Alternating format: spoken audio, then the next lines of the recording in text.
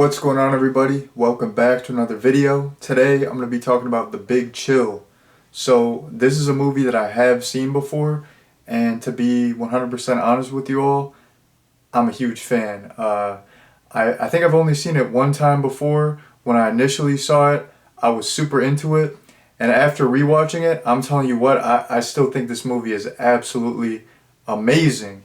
So for people who are not familiar with this movie, it's a it's like a mix between a comedy and a drama. I would say it's like a little bit more of a drama than a comedy, but it does have, you know, quite a few comedic elements, quite a few funny lines sprinkled in there. So yeah, it's like a comedy drama type movie, and it's one of those movies where it's it's mainly just dialogue. This movie often gets compared to The Breakfast Club. This came out before The Breakfast Club. This came out in 1983. The Breakfast Club came out in 1985. But I always hear this movie being compared to The Breakfast Club, and to me, it does feel like that because like that's a type of movie that is, you know, it's the same deal. It's a good mix between drama and comedy, and it's these people kind of talking about life, feeling lost, kind of pouring their hearts out. That's like how this movie is, and yes, it's like The Breakfast Club with adults. But I don't think like The Breakfast Club copied this movie. I saw some interview. There was like Anthony Michael Hall, like back in the day, like after The Breakfast Club had come out, and the interviewer was asking about this movie, and they're like, oh, you know, people are comparing this to The Big Chill. I think they're different enough. They're both their own thing, and I don't think like John Hughes copied The Big Chill, but I don't know. It is that type of movie. It's just hard to compare to anything else because I don't know. The Breakfast Club is just a perfect comparison, and it does feel like the adult version of The Breakfast Club. So there you go. But yeah, like I said, I after rewatching this, I still think it's absolutely fantastic. Like I really like this movie. So it was great to rewatch it, and yeah, had a beautiful time. So jumping into a plot summary, the movie focuses on this group of friends, and they all attended college together at the University of Michigan, and it's been 12 years since they went to college together, and they haven't really kept in touch all that well, and they basically reconnect because their friend passed away. He unalived himself, so they have to attend his funeral. And after attending the funeral, they stay at this house for a couple of days. And while they're staying at the house, they're having some good times. They're joking, they're drinking, they're playing pickup football, watching football. They're having fun, but at the same time, they're all kind of pouring their hearts out, telling each other that they're not the most content with their lives. There's like a lot of tense dramatic moments. There's some arguments, there's some rifts in relationships, and some stuff comes up from the past, like past relationships, romantic stuff starts butting up. So yeah, basically the movie is just these friends reconnecting after so long, just hanging out in a house after their friend's funeral, and basically, yeah, just talking about life, having some good times, having some bad times. So there you go. That is the basic plot summary. So the first point that I want to get into is so I want to talk about some of the themes. So one of the themes is, of course, I mentioned this, not being content in your life. Like you have the character Karen. She's not content in her marriage. Meg, she wants a kid. She probably thinks like, oh, I should have had a kid by now. There's also this idea of feeling lost. So, Alex, the character who passed away, the character who unalived himself, you get the idea that he was feeling lost. He was drifting through life. He was going from like odd job to odd job. He didn't really know what he wanted to do, and he had like so much potential, but he was just job hopping. He wasn't living up to his potential, and it just seemed like he had no sense of purpose in his life. So you have you have themes of not being content with your life, feeling lost, and then also you have themes of like seeking meaning, which kind of ties into not being content. So some examples are Tom Berenger's character, uh, Sam. He's an actor, and you always see like people coming up to him for pictures, or like the one police officer wants him to like recreate the jump from the show. So he has this big career. He's on network TV, like he's doing well financially. He's famous. You would think, oh, it's all good, but this whole seeking meaning thing, like when he got into the acting game, he probably wanted to stretch his legs and do some more dramatic work and some more thought-provoking stuff, but he's just on some like cheesy action show, like he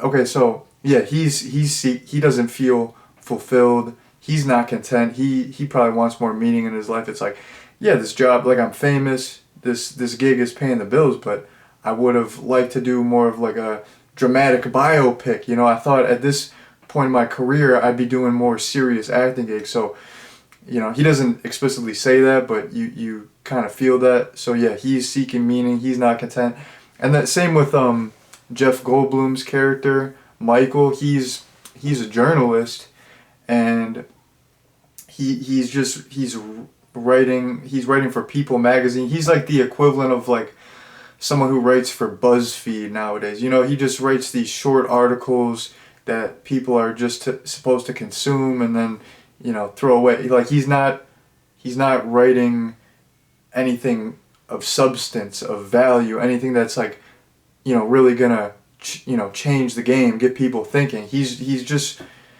writing stuff, like he says it himself. He's like, I write stuff that people like the guidelines that he's given. It's like you're supposed to write something that people are supposed to be able to finish during an average crap. So he just writes stuff that people are just supposed to read while they're sitting on the toilet and then throw away, disregard, move on to the next thing. So it's like totally disposable, total bullshit. And yeah, like when he, much like Tom Berenger's character, like when Jeff Goldblum's character got into the writing game, he's probably like, I want to write the next great American novel, and I want to, write great stories and, compelling stories, but it's like he's just out here writing bullshit. So yeah, there was you had like a lot of those type of themes, like I said, not being content, and then seeking more meaning. Like a lot of times when you get into stuff, you think it's gonna be different than it is. Like any career, like you wanna like when you're young, a lot of the time, and you're getting into a career, you're like, I wanna like you're more like idealistic. You're like, I wanna change the world. I wanna change the journalism game. I wanna do some great acting. I wanna do something that means something. But then you get into it, and it's like it doesn't work out like that, and you're just maybe doing some more bullshit type thing, and it's like it's really like I don't know, like a lot of jobs are like that. Even if you don't have like a career, like I don't have like a career job, but like a lot of stuff that you do in your job on the daily basis, it's like it has no meaning, and it's like it's very easy to feel lost. Like I like my job overall, but some days I'm like, what the fuck am I doing? like my job doesn't like mean anything in the greater scheme. So it's like I totally relate to that, like looking for a sense of purpose. And even like I just got this like promotion recently, and I thought like I was like looking forward to that for so long. I'm like, once I get to this position, like it's gonna be great. But like it's like once I got there, it's not as great as I thought, and it's like a lot more stress. And I'm like, man, like I'm kind of bugging now. Like I'm like this isn't what I thought. Like you're always like so idealistic, like thinking like, oh, stuff's gonna be great. Or even I recently graduated college, and I thought like, oh, it's gonna unlock so many doors, and after college, like then I'm in all these jobs, and I'm gonna get like but it's like I don't know, or like you like stuff, you always have these like grandiose visions in your head of like what stuff's gonna be like, and it's never like that, which that sounds depressing, but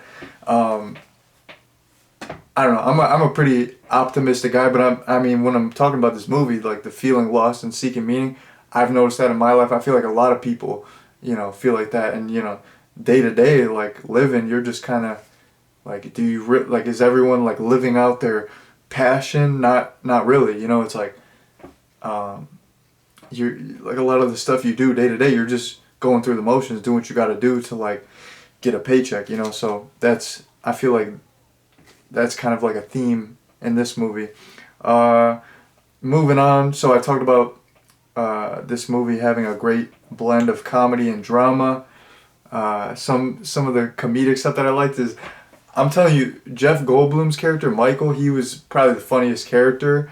Uh, there's this one little sequence where, what's his name, William Hurt, his character Nick, he like gave Michael a Quaalude, and he just overslept big time, so he wakes up, and I believe the only other character in the kitchen is Sarah, and Michael wakes up, because he was like, he took the whole Quaalude and made him sleep a little bit late, well, a lot of bit late, like it was like that afternoon or early evening. He got up and he like goes and grabs a cup of coffee. He's like, oh, so we're the first ones up.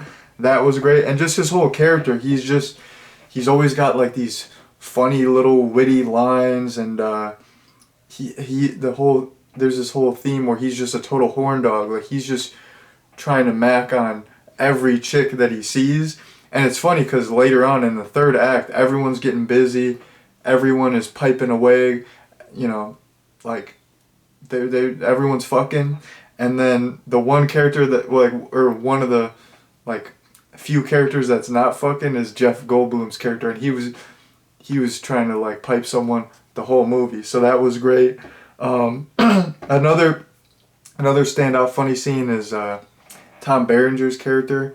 Like I said, he's on this like cheesy action show, and this cop pulled over Nick, and he was gonna get in trouble, but the cop was like, "Hey, I'll let it slide if you do the move, like the jump, if you jump in the car like you do on the show." So Tom Berenger's character, he tries to do it, he just bails out, and then a little bit later on, you see him like trying to practice it, but then what's her name, Karen comes through, and then he like stops. He's embarrassed. He's like, "Oh, I wasn't trying." He doesn't say that, but he just has that look like, "Oh, I wasn't trying to practice the jump from the show." So yeah, that was great when he just totally wiped out and just like fell flat on his face trying to do the jump. But yeah, there's also like a lot of like deeply dramatic scenes, a lot of serious stuff. I like the scene where Karen's husband, he's kind of this nerdy, dorky guy, but he's really stable. He's in the kitchen having a midnight snack, and he's like, no one ever said it was going to be fun. Like, he's just talking about life in general. And I don't know, like that whole sequence was really good, and like that was like a interesting line. And then later on, there's like a good dramatic line. They're just talking about like, it's not like life's not gonna be fun all the time. You're going through the motions. It's like, but you just gotta do what you gotta do. And then later on, they're all talking about Alex, and they're thinking like, what could we have done? Because he like unalived himself. They're like, were we not there? What could we have done? Can you really help someone?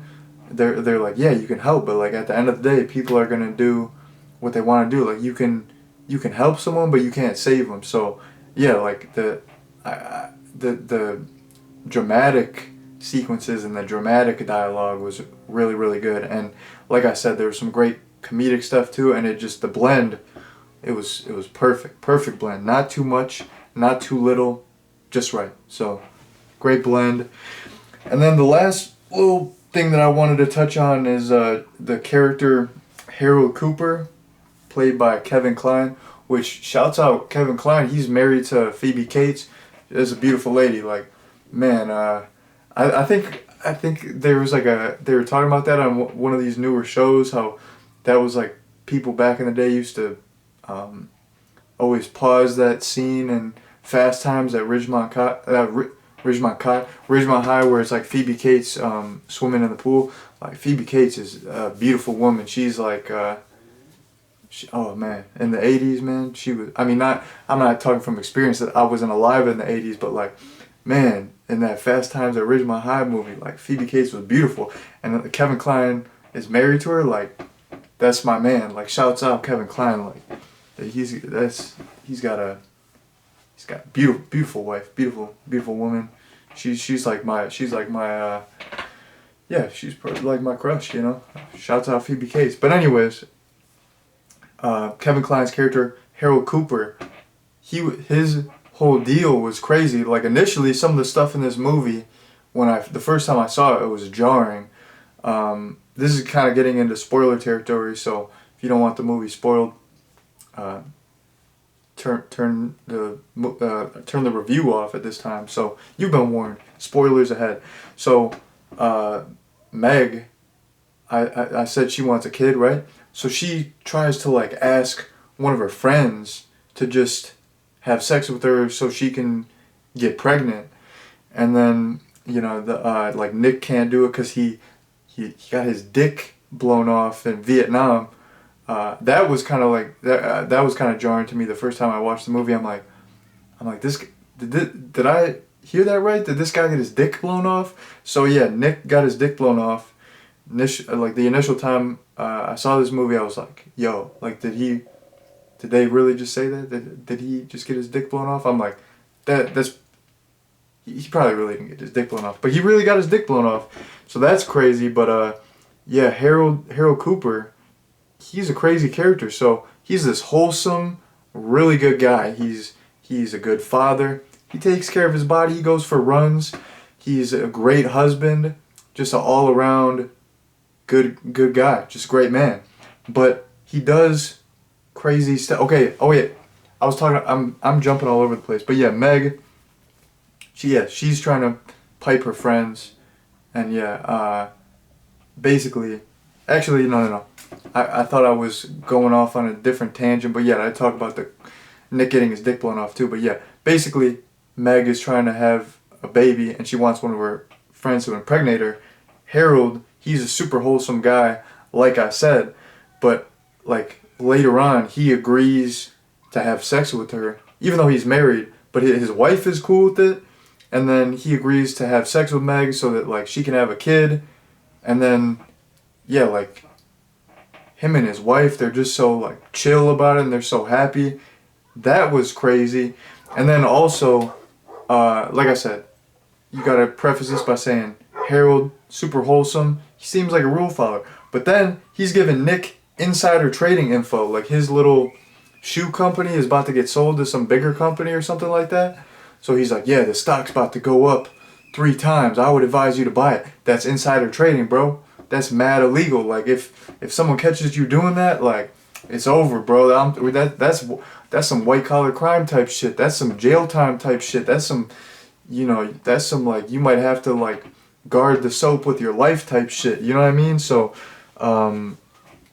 yeah, I thought Harold's character was crazy. Like he was like towing the line. It's like, I'm a super wholesome, nice guy, but I'll do some crazy shit and break the rules to hook up my friends, and I'll like do it out of love. I'll do some crazy shit out of love for the greater good of my friends and people that I care about. Like he's like technically cheating with his wife, but his wife's cool with it, but he's just piping his friend so that she can have a baby. Like he's taking one for the team. Like he's risking going to jail, hooking up Nick with some insider trading, taking one for the team so he can get hooked up. Like he'll never break the rules. Like he's just, like I said, he's a good dad, he's a good husband, he seems like a church going man, he seems like he doesn't do anything like too crazy, like he doesn't have a lot of demons, good wholesome gentleman. But then, like if his friends are in need, it's like, by any means necessary. Oh, I'll break the law, I'll cheat on my wife, if it's okay with her, I'll do what I have to do to help my friends out. So I thought his whole character was like crazy. But yeah, like the first time I saw this movie, the whole idea of like Meg wanting to have sex with one of her friends to get pregnant, and then eventually having sex with Harold. Like, I thought that was weird. Like, like I don't know. Like those were her like close friends, and then yeah, Harold's married. Like, I mean, maybe the dating, like I don't know. Maybe the dating game wasn't that great. At that time, maybe it was hard. I mean, they didn't have Tinder, blah blah blah. Like, maybe she was having a hard time finding a guy, so it's like she's desperate. She's gotta, but like, I don't know. That'd be weird. Just like asking your friend, like, hey, can you just have sex with me so I can get pregnant and I'm trying to have a baby, but like, you don't really have to be their dad. I don't know. It was less jarring to me this time, but still weird. And Nick getting his dick blown off, that was jarring the first time, but this some of that stuff, it's like less crazy to me. But yeah, I just thought Harold's character was crazy because, like I said, the weird, he was like polar opposites. Super good, wholesome guy, but he'll just like do crazy shit. He'll take one for the team. He'll do what he has to do. So yeah, I feel like that last point that I got into, I might have gone off on tangents. I might have been all over the place, abstract, ADHD, whatever. But yeah, hopefully you all pick up what I'm putting down. Maybe you don't. I don't know. But yeah, let me get into a recommendation, and let me ski effing daddle because it's a beautiful day. Maybe I'll go do some activities. Maybe not. I don't know. But in terms of a recommendation, I would 100% recommend The Big Chill. I think this is a fantastic movie. Like, this is a great movie. Great movie. Very good. Yeah, if you haven't seen this movie, I think this is a must watch. Like, this is a classic. This is like just such a well done movie. Like, it's hard to do a movie like this where it's all dialogue and nothing really happens, but it's so entertaining. Like, I could watch this movie on repeat. I could watch this movie, a couple times in a row. I could watch it, multiple weeks in a row. Like, this movie does not get old. It doesn't disappoint. The Big Chill is great. It's free on Tubi right now. If you haven't seen it, definitely check it out. So that has been my recommendation, and that has been my review of The Big Chill. Thank you all very much for watching, and peace out.